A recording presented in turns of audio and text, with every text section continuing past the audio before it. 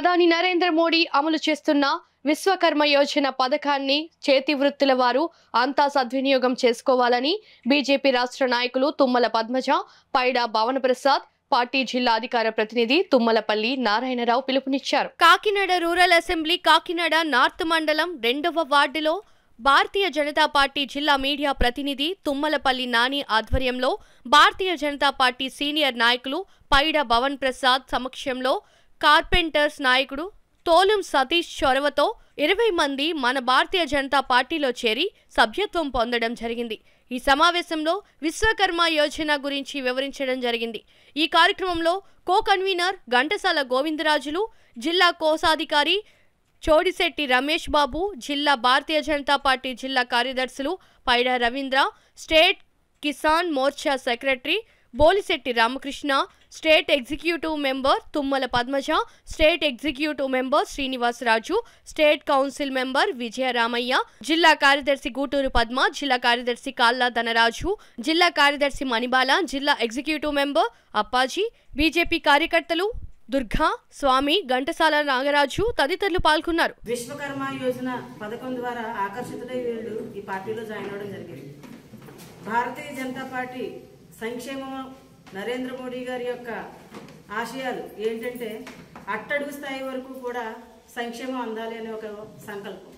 ఆ సంకల్పంలో ఈరోజు విశ్వకర్మ యోజన ద్వారా ఈ చేతివృత్తుల వారు ఈరోజు సుమారు 20 మంది జాయిన్ అవ్వడం మా యొక్క పార్టీలోకి ఆహ్వానిస్తూ పెద్దలు పైడా భవానీ ప్రసాద్ గారి ఆధ్వర్యంలో, అలాగే విజయరామయ్య గారు, అలాగే మణిబాల గారు, ఇలా అనేక మంది పెద్దల సమక్షంలో ఈరోజు కార్యక్రమం జరగడం మా అదృష్టంగా భావిస్తూ ఇప్పుడు ఎవరైతే జాయిన్ అయ్యారో వీరందరికీ కూడా విశ్వకర్మ యోజన ద్వారా మోడీ గారు చేస్తున్నటువంటి ఈ యొక్క పథకాన్ని క్రింద స్థాయి వరకు తీసుకెళ్తూ ప్రతి ఒక్కరూ దీన్ని అందిపుచ్చుకునే అవకాశంగా తీసుకోవాలని భావిస్తూ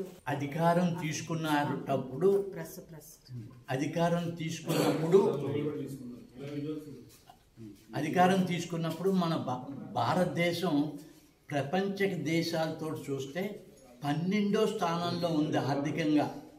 ఆర్థికంగా ఏ రేంజ్లో ఉంది అంటే మనం 12వ స్థానంలో ఉన్నాం. 1, 2, 3, 4, 5 అందరూ ఎవరెవరో ఉన్నారు, మనం 12వ స్థానంలో ఉన్నాం. అది మోడీ గారు సంవత్సరం క్రితమే 5వ స్థానానికి తీసుకొచ్చారు. ఇవాళ ఏంటంటే భారతదేశం ఆర్థిక పరిస్థితి ఎంత పైకి పెరిగింది అంటే 1, 2, 3, 4, 5 అన్నిటికీ అయిపోవాలి.